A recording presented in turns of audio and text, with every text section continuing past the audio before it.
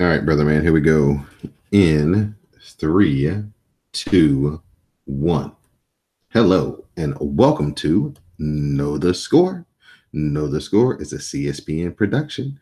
We are being brought to you on the CSPN.us. You can also find us on iTunes, SoundCloud, and Stitcher Radio and Google Play. I'm one of your co hosts, Don Delarente, and I'm joined by my other co host, the Libra icon, Dwayne. What's going on, Dwayne?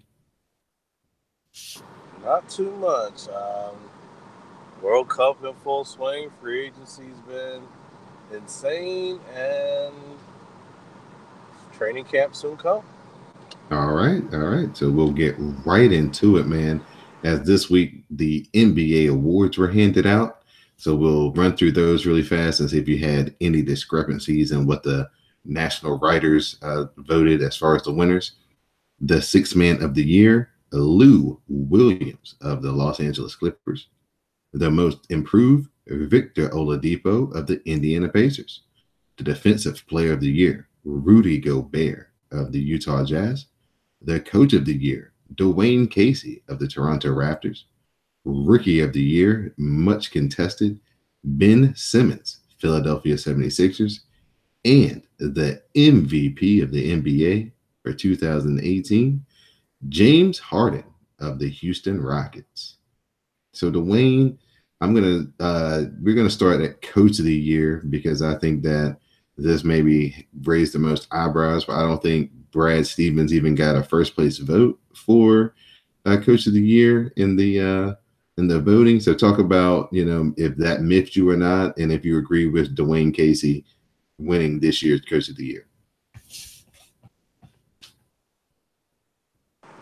Yeah, I thought that it was the right choice, considering it is a regular season award. And Dwayne Casey, in spite of the circumstances that happened after the playoffs, he did guide the Toronto Raptors to a very well 59-23 record, franchise record for wins, first ever postseason number one seed in franchise history.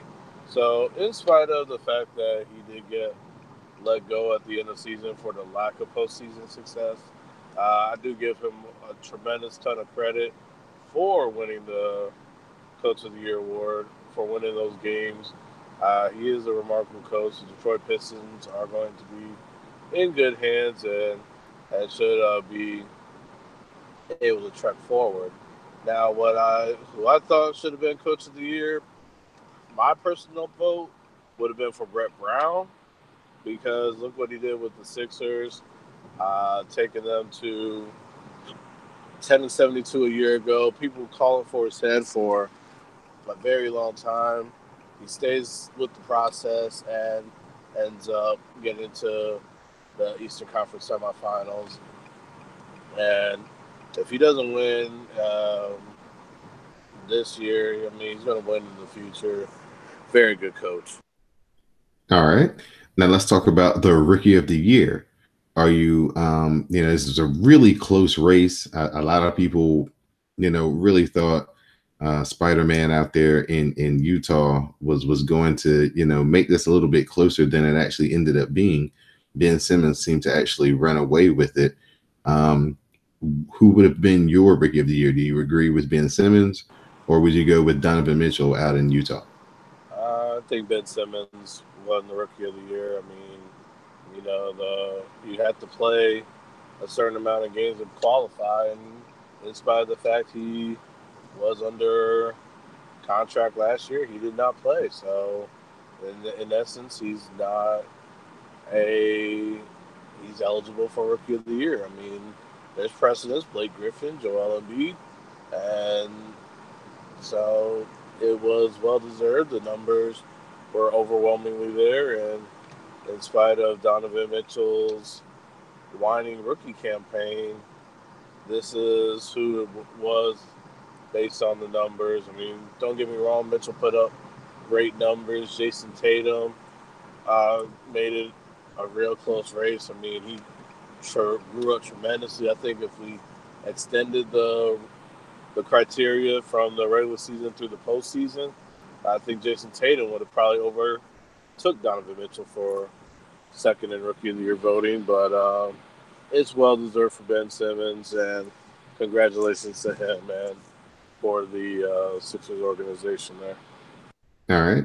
Well, I thought it was really cool that Victor Oladipo and Lou Williams got recognized for the seasons that they had, even though, in Lou Williams' case, his team didn't really have that much success.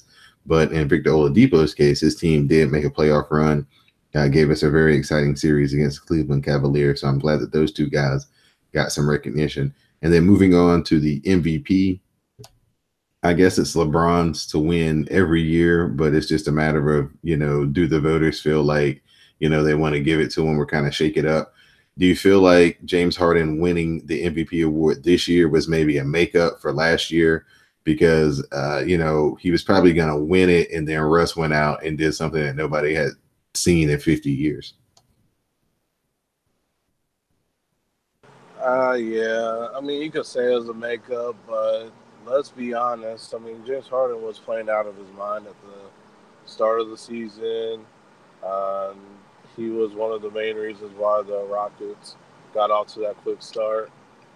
You could say it is an apology and say, hey, our bad. But, I mean, last year, like you said, I mean, Russ went on something that was very special that was very hard to ignore. So, averaging that triple double. So, um, James Harden finally got that elusive award. It's kind of like we know LeBron is like the best player in the world right now, and it'd be just repetitive to give him the MVP. But I wouldn't say. I mean, we know how valuable he was to the Cavaliers, and but James Harden was just as valuable to the Rockets. I mean, I don't think Chris Paul would have maintained that stretch if Harden was out. So, hats off to James Harden on that one. All right. So after the awards, that shifts us right into NBA free agency. So the first domino to fall was Paul George electing to stay in Oklahoma City. The Oklahoma City Thunder took a big gamble, and they, traded for a guy who was in the last year of his contract, and they, did enough to convince him to stay, to, try it one more time with Russ and Carmelo and, their draft picks and, whatever free agents they're going to add. So I'm going to ask you straight out, do you think that this was a championship winning move by Paul George? I think it was more of a championship winning move from the Oklahoma City Thunder organization and Sam Presti.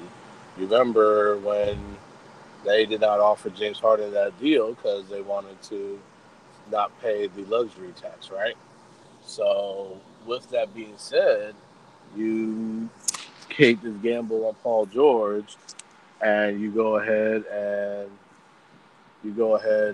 make this move so you can, be a contender, be a winner, and keep Russell Westbrook happy. So, um, do I say it was a championship move for Paul George? As long as Carmelo Anthony doesn't get the ball, I think it's a better move. I mean, we saw how good the team was without Melo on the floor. So Carmelo can kind of fall in line a little bit and not let his keep his ego in check. We might have something here. So I think year one was kind of it left an impression on Paul George. Apparently, Russell Westbrook left a good impression on him to convince him to stay. I like the move. I like it for the small market to continue to stay relevant because um, if they just have Russell, it's going to be a long road back to relevancy for the Thunder. All right. And then shortly after the Paul George announcement was made, LeBron James opted out of his contract to remain with the Cleveland Cavaliers. And then a few days later, he agreed to a 4-year, $150 million deal to join the Los Angeles Lakers. So the speculation becomes the truth, as everybody was thinking the Lakers was going to be the destination. Now that LeBron has landed in Los Angeles, um, how does this shape up their roster? Who do you think is the biggest winner and the biggest loser from LeBron becoming a Laker, as far as young players who are already on the team? The winner is Lonzo. Actually, the loser will be Lonzo Ball because they're kind of the same player in ball distribution. The winner would be Kyle Kuzma. LeBron kicks it out. Kuzma's on the wing, and there's a shot. So I think Kuzma's the winner. Lonzo's probably the loser out of all this. Okay, and you picking Lonzo as the loser gains that much more of a highlight on it, as Rajon Rondo has signed a 1-year deal with the Lakers, and then the Lakers rescinded Julius Randle's contract his final year, so that makes him a free agent, and then he signed with the Pelicans, so almost like they traded in essence. So what do you think about, Rondo joining the Lakers? Another, the pure point guard LeBron has never really had since maybe Eric Snow back in the day. And now Julius Randle also, what effect do you think that he will add to the Pelicans? It's going to be a good move for Rondo. Like I said, this makes Lonzo an even bigger loser, maybe on the way out or something of this sort. And then on the flip side for Julius Randle, they get that replacement player. I mean, you got another Kentucky duo with Anthony Davis since DeMarcus Cousins left, and now Hold on. We're gonna get to that. But it was a good move for Randall. He was pretty much the odd man out for quite some time, and he's going to be he clearly was the odd man out. And once they rescinded the contract, good riddance to. I don't want to say good riddance. That's probably the Laker fan mindset, but the Lakers are really shaping up to once again be a force in the West after being dormant for so long. You know who's really happy about this Julius Randle coming over to the Pelicans? It's got to be Alvin Gentry, because if Alvin Gentry is kind of looking at him the way that I've kind of looked at him, the way he's kind of hustled and kind of worked his way into being a valuable member of the team of the Lakers, when it was kind of like, he was on the fringe at the end of the bench there and getting DMPs, but he worked his way back into the lineup. I think he's kind of a lesser Draymond Green. And, Alvin Gentry comes from that Steve Kerr, Mike D'Antoni kind of coaching tree, where that power forward, if he can, step out, shoot threes and defend multiple positions, is the whole, key to, how that thing works. So if Julius Randle can kind of, keep that same mind state, keep improving his outside shot and keep working hard, I think that he could kind of be their, version of Draymond Green to kind of get their system going up and running. Yeah, I think he's more of a scorer. I think he's more of a scorer. I like his physical play, his physical prowess, and of that sort. So it's a good move.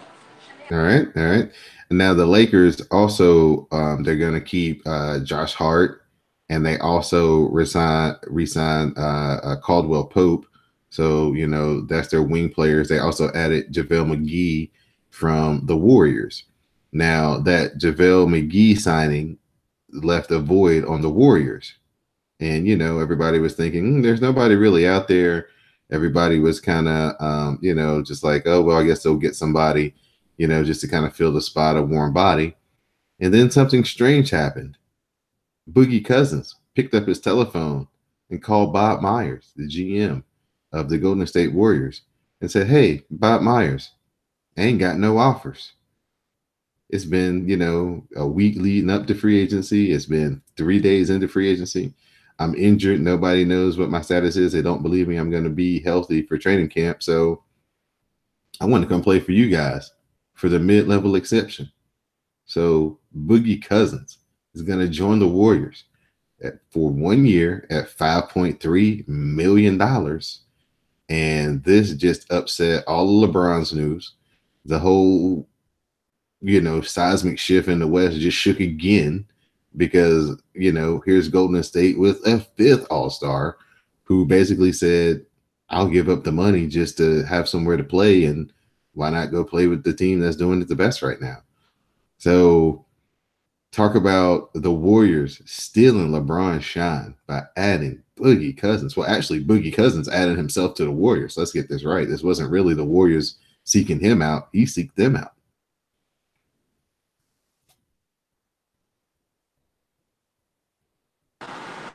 Yeah, so this was probably the biggest shock. As he alluded to during the Olympics of 24. And so that, hey, this is, let's see what you got. See what you got. Prove yourself on the roster and everything. And man, once again how the Warriors, if you want to eat pockets, think anybody that could privately fund an arena in San Francisco has no problem paying a luxury tax, a repeater tax to keep this thing going.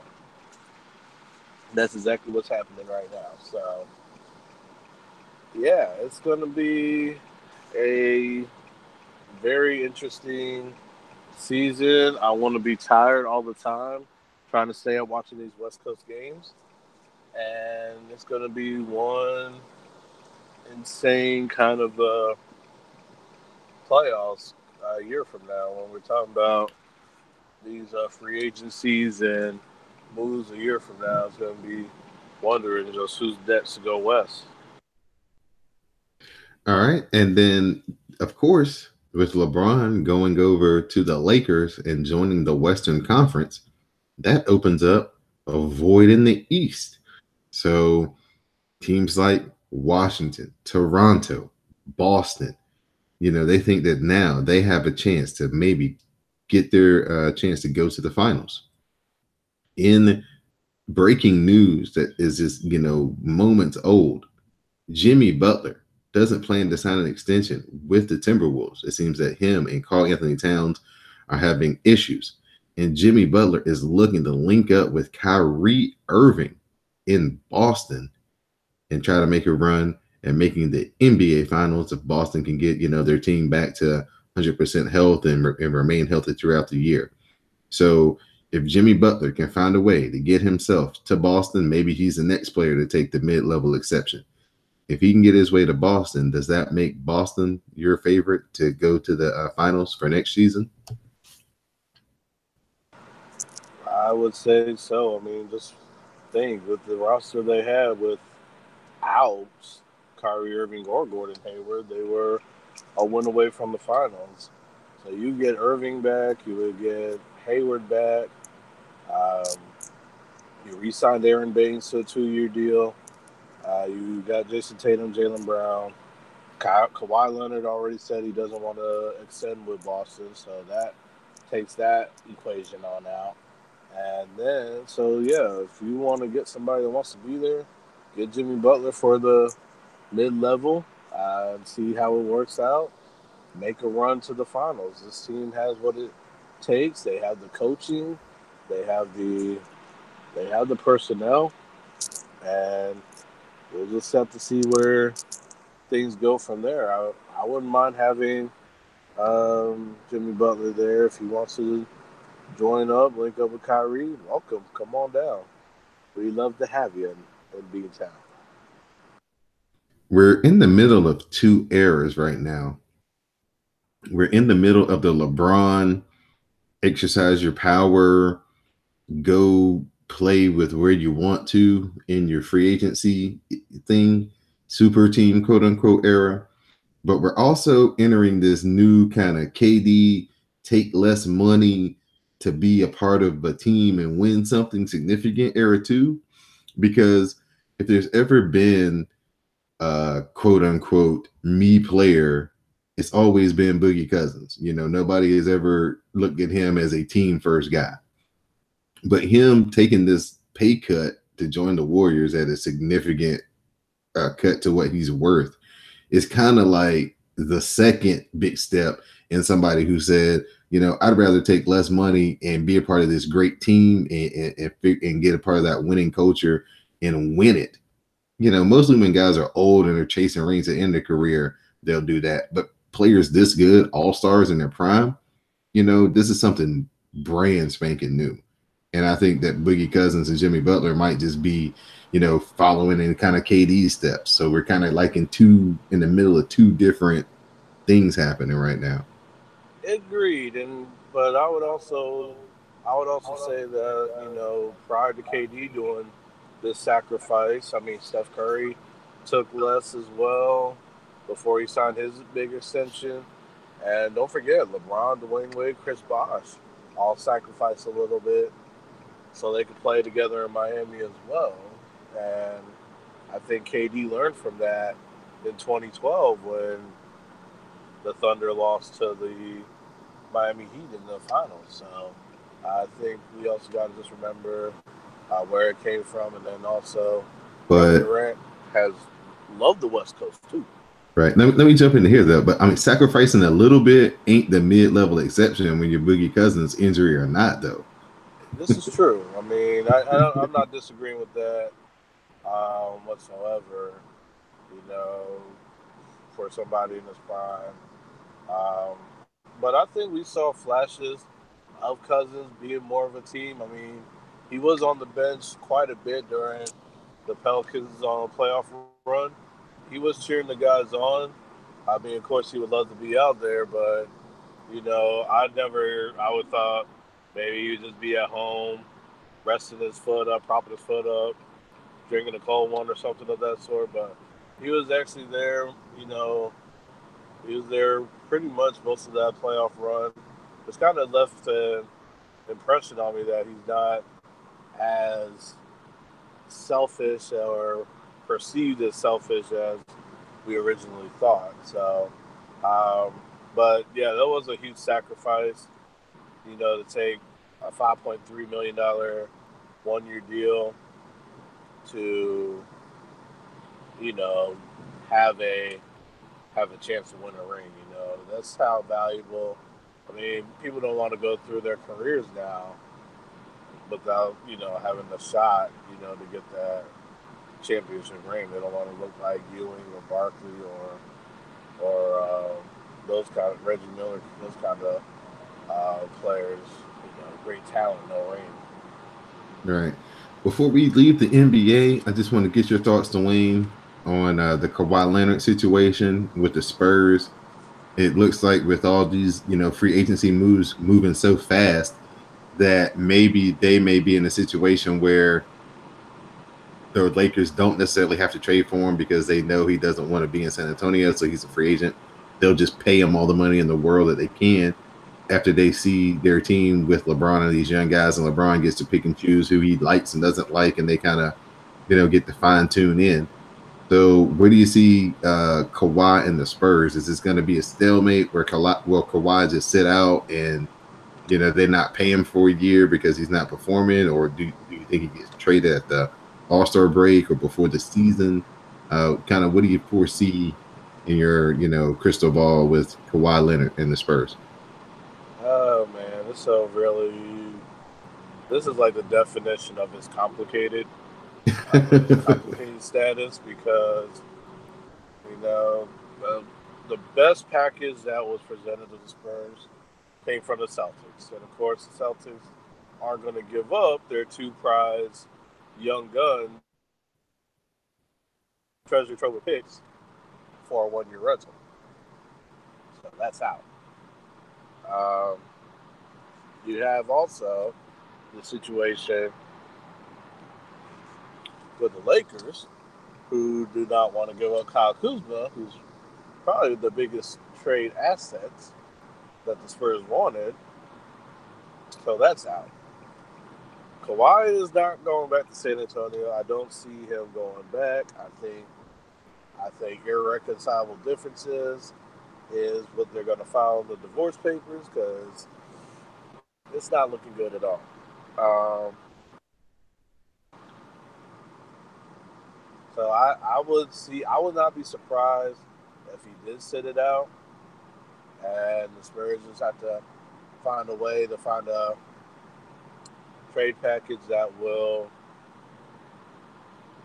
appease them and a place where Kawhi will sign an extension because unless you're a team that's desperate for a playoff spot and are willing to take a year gamble on a rental, then you go for it. But if you're not going to take the rental year for Kawhi, don't be surprised if he doesn't sit out because whoever's in his ear right now, or if this is exactly how he's feeling, this has just been ugly divorces just continue to get uglier by the day.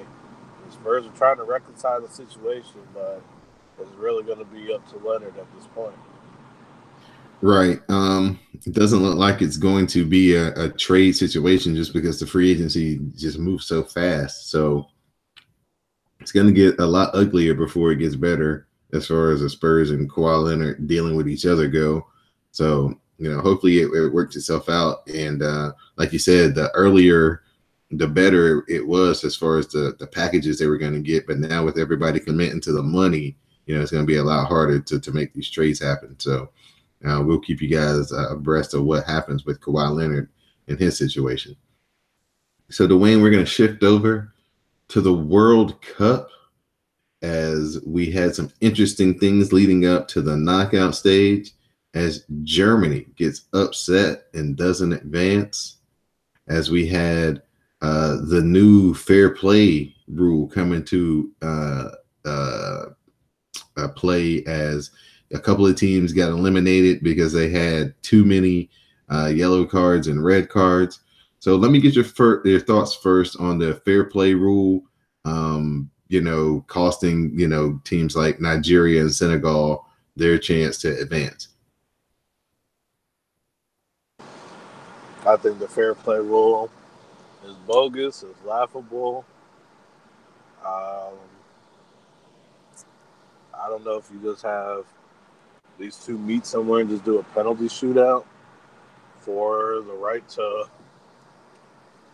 move on, but I think it needs to be addressed and fixed, and that way we can have some kind of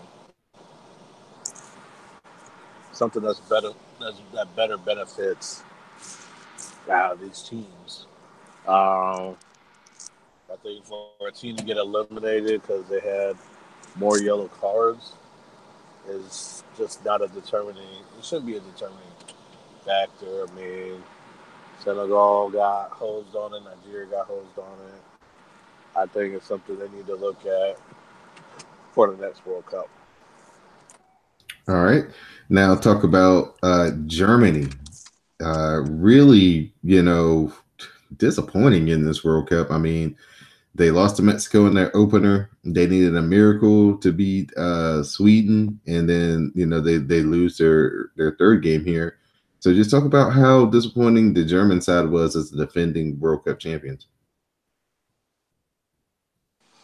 Very disappointing. Very shocking too the way they just went out. I thought it'd be more of a battle, more of a fight from these guys, but it looked like they were just checked out. And what made it worse was that Mexico was literally trying to give them the game, and Germany just did not want to have it because Mexico was looking horrible against Sweden, and it was just one of those games where nothing was going right for Germany, and at the end of the day, they got the boot. All right. So the matchups in the knockout stage of the World Cup, we had France versus Argentina, we had Spain versus Russia, we had Brazil versus Mexico, Uruguay versus Portugal, Croatia versus Denmark, Belgium versus Japan, Switzerland versus Sweden, and Colombia versus England. So we'll start with one of the most exciting soccer games that I've seen in a long time. In this knockout stage has been very exciting, to be honest with you.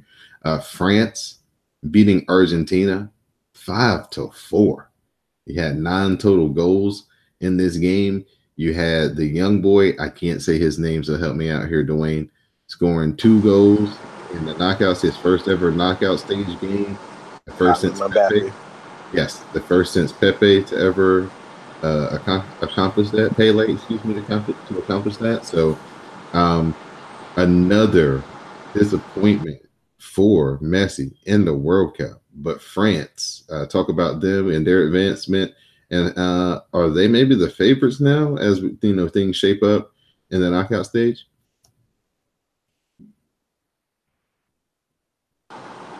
Yes, they are.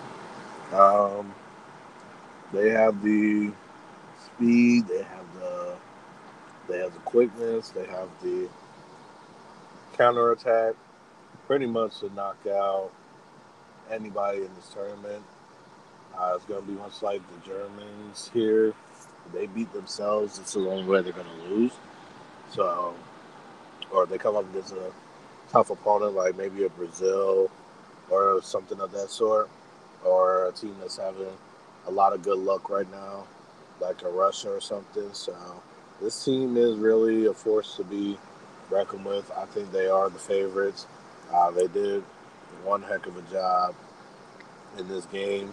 Argentina battled, but at the end of the day, France found a way to get that W. All right. Then we had the upset of maybe the tournament so far as Russia advances via penalty kicks as they scored first and then Spain rallied. And then the game ended drawn at 1-1. So through the extra time, we got penalty kicks, and Russia, the host country, is moving on. So, nobody expected Russia to even get to the knockout round. So, them getting to the final 8 is even, a bigger shock. But a feel good story for the host country. What are your outlook on Russia moving forward? How do you feel that they've got in their next matchup? How do you feel that they will do? Well, I mean, they beat the 2010 World Cup champs, who were number one in the world, even after their coach got dismissed a few days before the match began. But even at the end of the day, it looked like Spain was just, they were playing like they had the lead, but they just did not have the lead at all. And it's just one of those things like, what are you guys doing? Why are you guys playing like this? And Russia's strategy. I mean, especially when they got the extra time, their strategy was just get it to penalty kicks and anything can happen. And sure enough, that's exactly what paid off there for them. So, um, in their next matchup, they got Denmark next, and this is a team that we might see in the semifinals because Denmark is. I mean, Denmark's not a bad team. I mean, they're there for a reason, but at the same time, or is it Croatia? It's probably one of those. Let me see who it is. But I think it is Denmark. But No, it's yeah, Croatia. Croatia won the penalty kick. Croatia won. Okay, Yep. so Croatia. I'm sorry. My apologies to Deadhead Lover and of Liverpool. Um, Croatia though, at the end of this, I think Croatia has more talent than Russia, but we clearly saw. I mean, Spain has the most talent in the tournament, but you got to play the game on the field. So yeah, it's All going to right. be a very interesting matchup, to say the least. Next up, We had Brazil looking pretty dominant against Mexico, 2-0. I think the story coming out of this game will be the theatrics of Neymar continue. The Mexican coach was not happy with the excessive theatrics of one of the best players in the world. So, talk about Neymar and his reputation. Do you feel that it's bringing a bad light onto the sport? Just how much he's flopping and flailing. Uh, I think it is kind of excessive, to say the least. I try not to pay too much attention on Neymar and what his theatrics are. However, I will say that I will say that I do not disagree with the way the coach of Mexico feels about that or felt about that. He does have a lot of excessiveness. He does flop like a fish, but he's still one of the best players in the world at the end of the day. So, um, and he doesn't really need to do all that, if we're being honest. But things happen, so yeah, that's where I'm at with Neymar there. All right. Uruguay, proving that they're still one of the best teams in the world as they knocked off Cristiano Ronaldo in Portugal 2-1. But they suffer a devastating injury to Cavalli as he hurts his calf, and his status is questionable for their next game.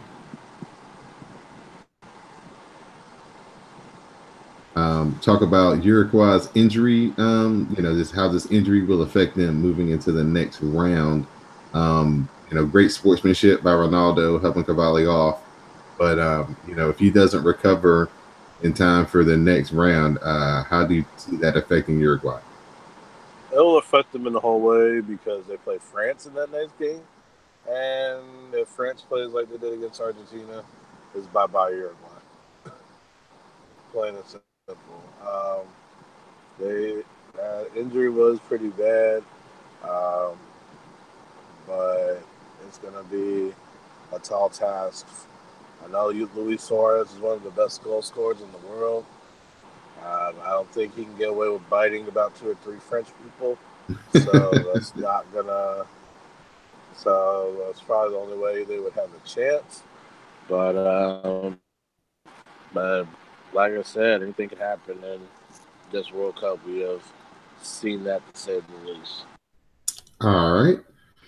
As I mentioned earlier, Croatia will advance as they beat Denmark on penalty kicks as well. And then another game that was just remarkable to watch is just the ebb and flow. Belgium rallies from a 2-0 hold to ultimately win with a goal in the last seconds of stoppage time to beat Japan 3-2. Japan was cruising along. They had the whole world stunned. They were up 2-0. And then in just a 5-minute lightning strike, Belgium tied the game up.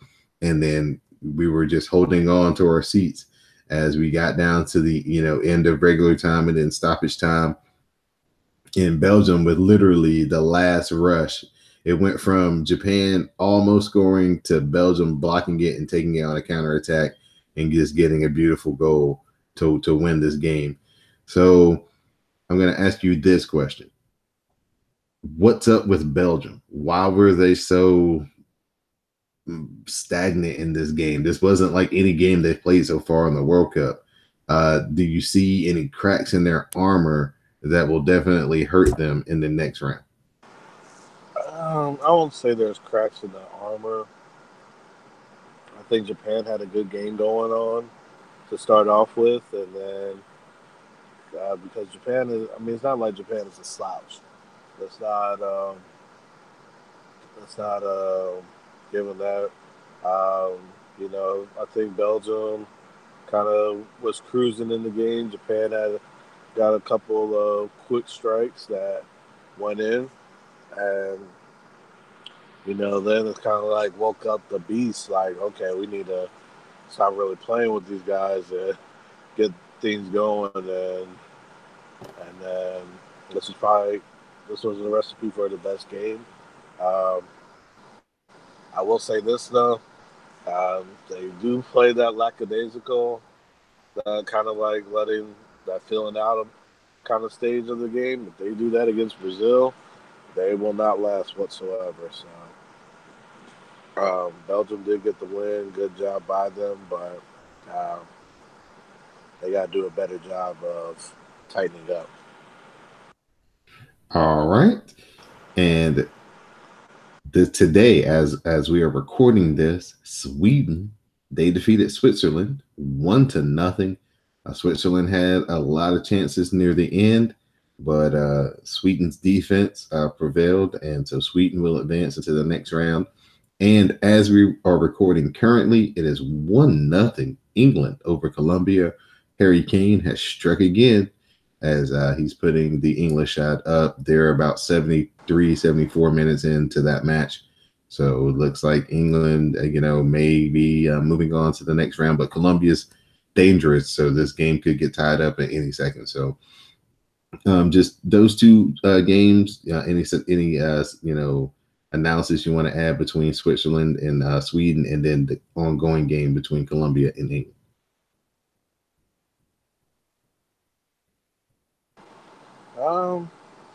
For the most part, I would say in the Switzerland-Sweden game, Switzerland had their chances but couldn't convert, which led to that disappointing exit. I thought they were the better team over Sweden.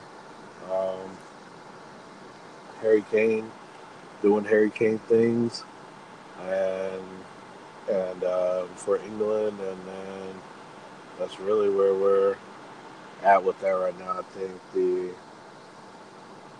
um, winner of the Colombia England game should get to the semis with no problem. All right. So a matchup that you're looking forward to, and I guess the most intriguing one would be kind of the Brazil-Belgium game. Could be a lot of fireworks in that one.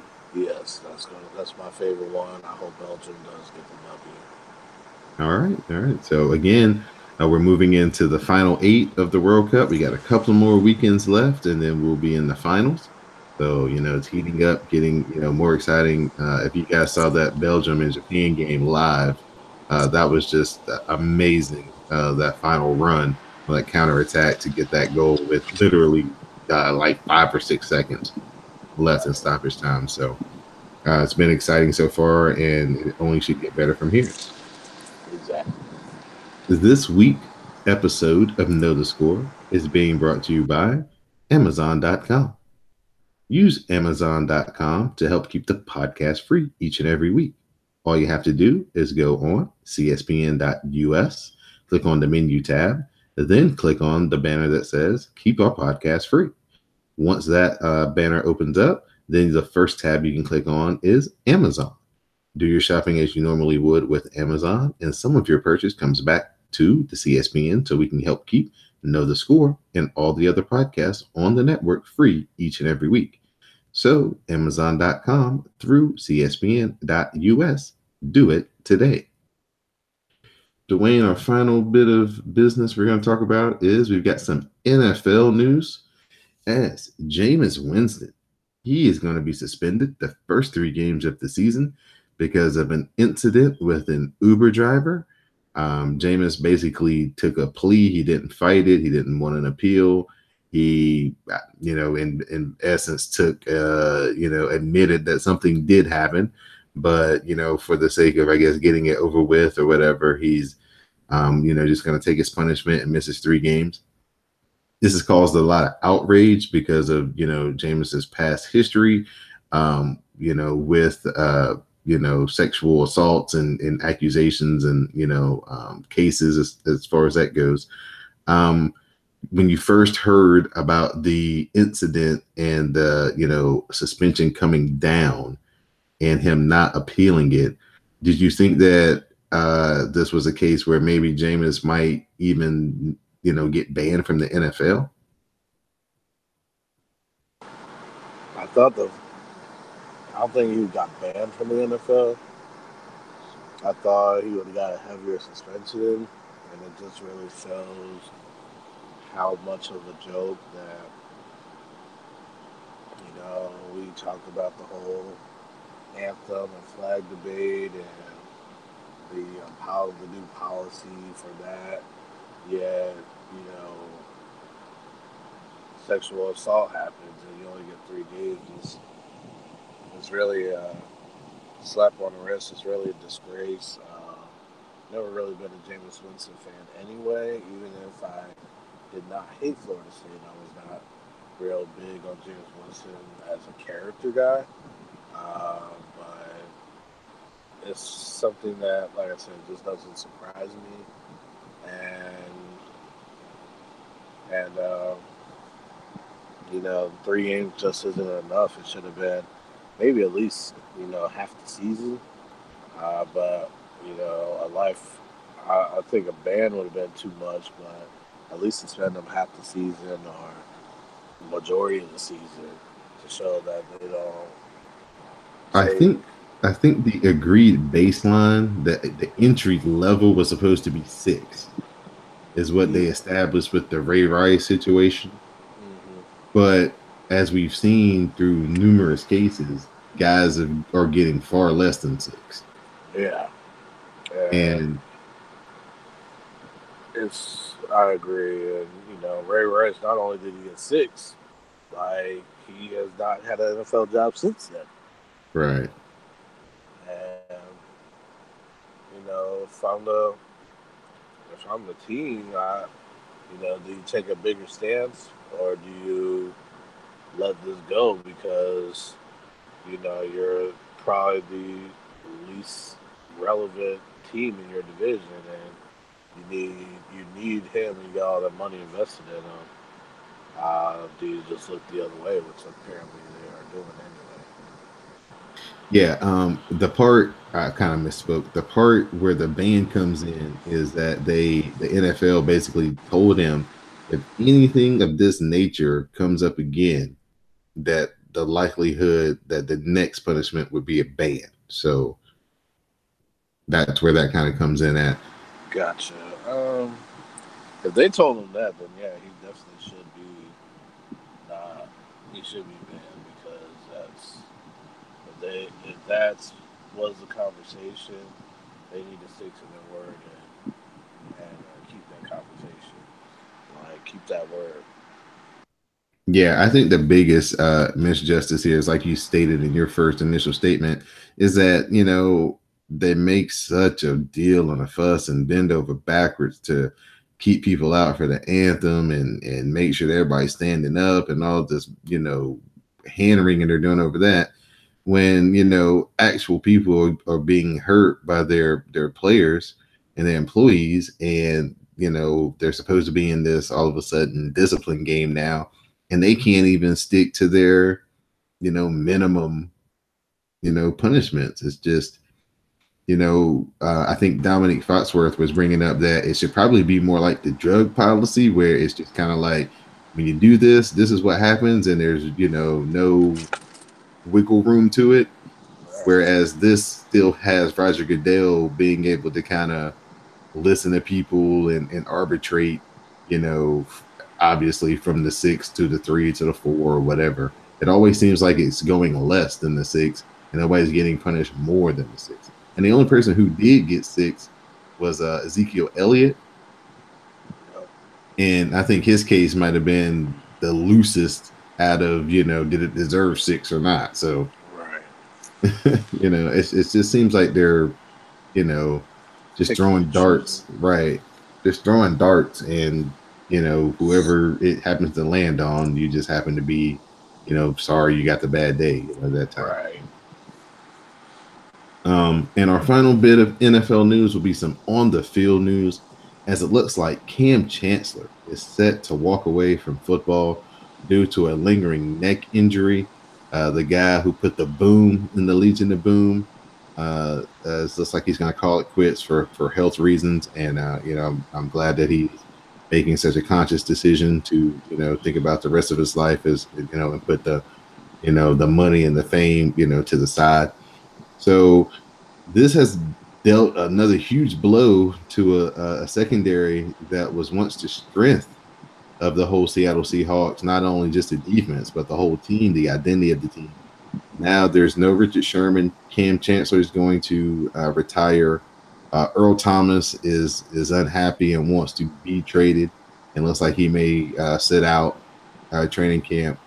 So talk about the changing face of the Seattle secondary, and how does this affect their season and what you expect from them as far as winning a division, making the playoffs. Well, they're gonna have to compete with Los Angeles and now San Francisco, and I think Seattle's probably going to finish third in the West this year, especially if the Rams repeat what they've done and the 49ers follow up that wonderful start for Jimmy Garoppolo. Um, and, now the Seattle Seahawks, I mean, they still got Russell Wilson. They still got some resemblance of an offense, but yeah, it's not a good look for a team that identified itself on defense, and now they are at the point where it's literally the end of an era. And like you said, I'm glad that Cam Chancellor is walking away while he can still walk. It's better to do this now than try to continue this kind of resemblance to the wrestler Edge back in the day. So, but he walked away because of the neck spinal injury. So, do it while you can. Think about the future, think about the rest of your life, like you just said, Don. So, um, hats off to Cam Chancellor. Does hurt the Seahawks chances, and they gotta get a new identity now. I mean, the LOB is officially gone. Yeah, this may do one or two things. This may elevate Russell Wilson into a new stratosphere as far as, most people think of him as kind of a game manager, do enough to win, but not necessarily be the reason they do win. This may make him have to change his kind of whole playing style, because it looks like they're going to be involved in a lot more shootouts and offensive type of matchups if their defense isn't going to be able to, hold teams down like they have in the past. So this may lead to Russell Wilson having a MVP caliber season if they're going to be successful and win games, because it looks like they're going to have to maybe start trying to outscore some teams. Right. And like you said, that division is loaded. I mean, if Arizona can get their quarterback situation straight, I mean, their defense is still good. They've still got David Johnson. If they can figure out some monetary things with him to pay him to get him into training camp, they still got him. Fitzgerald's there for his last year. So, they're still going to be a threat. I wouldn't sleep on Arizona all the way. And then, like you said, the firepower that San Francisco and the Rams are going to throw at you. And then the Rams, with their, all their additions on defense, if they can take their secondary additions and they become the new Legion of Boom with their offense, man, they could be lights out for the whole NFL, not just the NFC West. Right. Like you said, so let's get back to Bob Myers really quick as we wrap this up. The NBA guy. Like you said, they just built this brand new stadium that's about to open next year. They got the rings. They're going to have the ring ceremony, and they got Boogie Cousins. How much money is he banking on coming in and revenue-wise just off new stadium champions and a new attraction in Boogie Cousins added addition to that team? That's a good, because you figure, because it's the Chase Center in San Francisco. So, like I said, this is a privately funded arena in San Francisco. Because you remember when Joe Lacob and Peter Guber bought this team, they put the SF on their logos when they changed their logos up. Mm-hmm. They put that SF, so they were always going to move back to San Francisco, and so this is a arena they're building this arena that is about, I want to say, a good. I want to say the final. I'm looking for the final figure right now. I mean, it's in a beautiful location. It's right off the wharf. It's literally like docked onto the water. Right. Yes. Yeah. Like you look at the West Bay, and you'll be able to see this glistening building like right there. Um, so it's about 500 million plus. Um, I'd say the final bill is about 750 million, privately funded. Then you get the revenue from the playoffs, um, revenue from these four straight playoff runs. So that's a good. I want to say they're probably raking in about a billion, over a billion, and then the luxury tax. You got the luxury tax, about 123 million. They're a repeat offender of the luxury tax, so they paying about double that. So this is a team that is paying so much money for all of this, but they are loaded. They have the money to do it, and they want to keep the thing. They can keep going for as long as they damn well please. Right, especially if teams keep giving them discounts to come join them. Exactly. So I just forgot to kind of throw that in there because that the Rams kind of made me think about that because that's kind of what they're going for in the NFL. They're trying to next year when they open up their new building, they're trying to have that playoff revenue, Super Bowl recognition, and new stadium recognition to kind of generate the revenue, the extra revenue to pay for all these guys they just added in this offseason. And don't forget too, they are going to get revenue from the Chargers as well because the Chargers are a tenant. Right in that stadium, and the Chargers are favorites to win the AFC West, so we could see an all LA Super Bowl before the LA stadium even opens. So, we'll be getting deeper into the NFL as training camps do start opening this month at the end of July. So we'll start giving you guys our division by division previews. So please stay tuned to know the score for that through July and August and the first part of September. Yes. So now, Dwayne, I'm opening it up to you, man, for your final thoughts. Thank you. Shout out. I want to make it quick. Shout out to everybody on the CSPN. Shout out to all my friends and family. And as always, thank you, Don, for always having me on.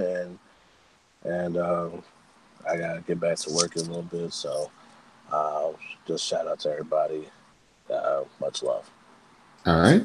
I'd like to give my final thought to NASCAR. We had a great finish this weekend in Chicagoland as Kyle Larson and Kyle Busch were battling down in the final laps. We got a bump and run by Kyle Larson that turned into a bump and spin from Kyle Busch. Kyle Busch ended up winning the race. Kyle Larson saved his car, ended up finishing second.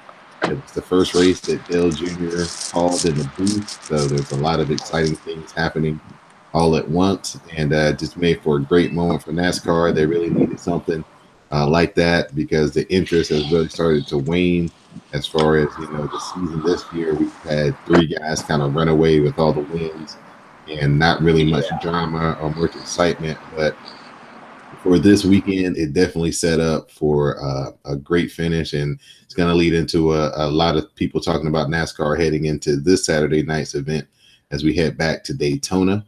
So Daytona is always fun, especially at night. So fireworks will definitely be on the racetrack and in the sky afterwards. So just give a big tip of the cap to Kyle Larson and Kyle Busch for that finish this Sunday in Chicago.